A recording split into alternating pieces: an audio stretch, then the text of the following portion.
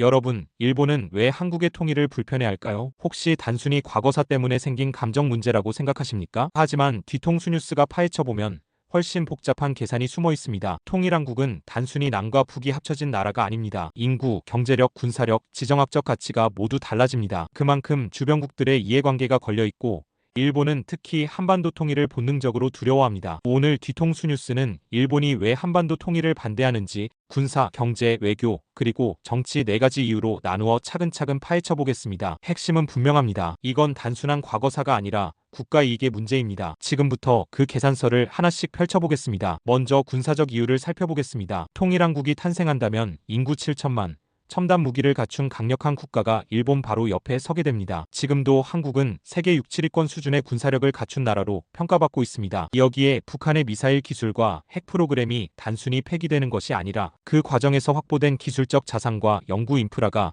통일한국의 군사력에 더해진다면 일본 입장에서 이는 단순히 불안이 아니라 전략적 위협으로 다가옵니다. 북한이 미사일을 발사해 일본 상공을 통과했을 때마다 일본 전역은 공포로 뒤덮였습니다. 경보 사이렌이 울리고 지하철이 멈추고 텔레비전은 긴급 속보로 도배됐습니다. 일본 국민들은 북한이라는 불안정한 국가가 가진 군사적 능력만으로도 일상 전체가 흔들릴 수 있음을 몸소 경험했습니다. 그런데 이 능력이 이제 통일한국이라는 기술과 경제력까지 갖춘 체제에 더해진다면 상황은 전혀 달라집니다. 일본은 단순히 북한의 위협을 넘어 안정된 국가가 가진 거대한 군사 역량을 이웃으로 두게 됩니다. 분단된 한반도는 일본에게 불편하긴 해도 관리 가능한 위험이지만 통일된 한반도는 일본에게 더 이상 무시할 수 없는 새로운 강대국이 되는 것이죠. 다음은 경제적 이유입니다. 통일한국은 북한의 풍부한 자원과 남한의 자본 기술력이 결합해 새로운 경제권을 형성합니다. 북한에는 막대한 지하자원이 묻혀 있습니다. 무연탄은 세계 6위, 마그네사이트는 세계 2위, 히토류도 상위권입니다. 철광석, 아연, 금은 자원도 상당합니다. 지금은 제재와 낙후된 기술 때문에 활용되지 못하지만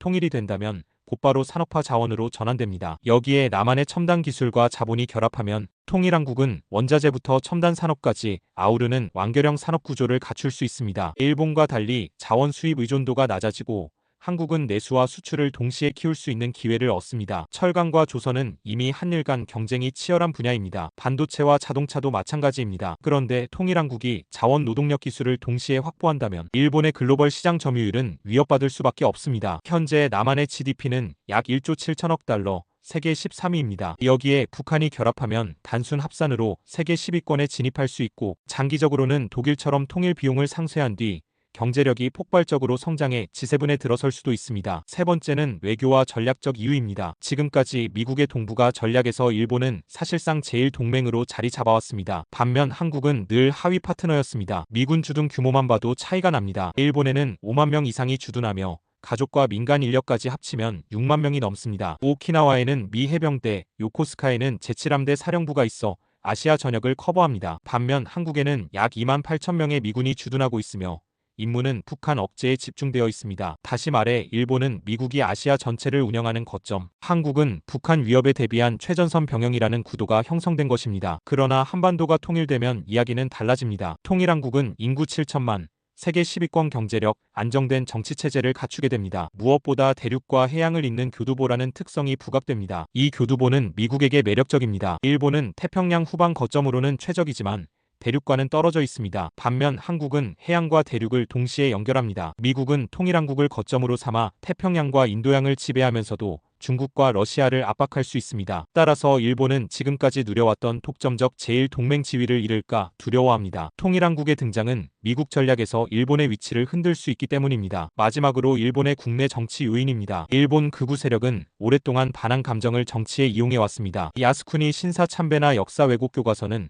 국민 감정을 자극해 표를 모으는 도구였습니다. 또 일본 우익은 한국을 늘 전략적 가치가 낮은 나라처럼 묘사해왔습니다. 미국에게 일본은 아시아 전체를 책임지는 거점, 한국은 북한을 막는 병영일 뿐이라고 주장해 온 겁니다. 역사적으로도 교과서 왜곡을 통해 한국은 일본 덕에 근대화됐다는 식민지 근대화론을 퍼뜨리며 한국을 일본보다 항상 뒤처진 나라로 그려왔습니다. 여기에 과거사 문제도 얽혀 있습니다. 한국 정부는 1965년 한일협정에서 일본과 경제협력 자금을 받고 양국 간 청구권 문제가 법적으로는 완전히 그리고 최종적으로 해결됐다는 합의를 했습니다. 그러나 이는 정부 간의 결정일 뿐 피해자 개인과 시민사회가 충분히 동의한 것은 아니었습니다. 그래서 지금까지도 과거사 문제를 둘러싼 논란은 계속되고 있습니다. 그러나 북한은 협정 당사자가 아니었기 때문에 지금까지도 일본의 식민지 책임을 꾸준히 물어왔습니다. 통일한국이 등장한다면 상황은 크게 달라집니다. 통일 후 북한이 과거사 문제를 제기하면 일본은 훨씬 더 큰 압박을 받게 됩니다. 지금처럼 한국을 무시하거나 과거사를 가볍게 넘기는 방식은 더 이상 통하지 않습니다. 결국 일본 극우 세력은 자신들의 정치적 무기를 잃을 수밖에 없습니다. 그래서 일본은 정치적 이해관계 차원에서도 한국의 통일을 본능적으로 꺼리는 것입니다. 뒤통수 뉴스가 정리해드립니다. 일본은 단순히 감정 때문에 한국 통일을 싫어하는 게 아닙니다. 군사적으로는 안보 위협, 경제적으로는 경쟁 심화, 외교적으로는 미국과의 관계에서 지위 약화, 정치적으로는 극우 세력의 몰락, 이 모든 계산이 일본을 통일한국의 등장을 본능적으로 반대하게 만드는 겁니다. 일본은 한반도의 분단을 현상 유지라고 부르며 안정감을 느끼지만 통일한국의 등장은 곧 동북아의 판도를 흔드는 거대한 변수입니다. 군사력, 경제력, 외교적 위상, 그리고 정치적 상징성까지 모두 커지기 때문입니다. 결국 일본의 반대는 한국 통일의 잠재력이 그만큼 크다는 반증입니다. 일본이 통일한국을 두려워한다는 사실은 우리가 통일을 준비해야 하는 이유이기도 합니다. 그리고 다음 영상에서는 중국이 한반도 통일을 어떻게 바라보는지 다뤄보겠습니다. 중국의 계산법은 일본과는 또 다릅니다. 기대해 주시기 바랍니다. 정면만 보지 마세요. 진실은 언제나 뒤통수에 숨어 있습니다. 뒤통수 뉴스였습니다.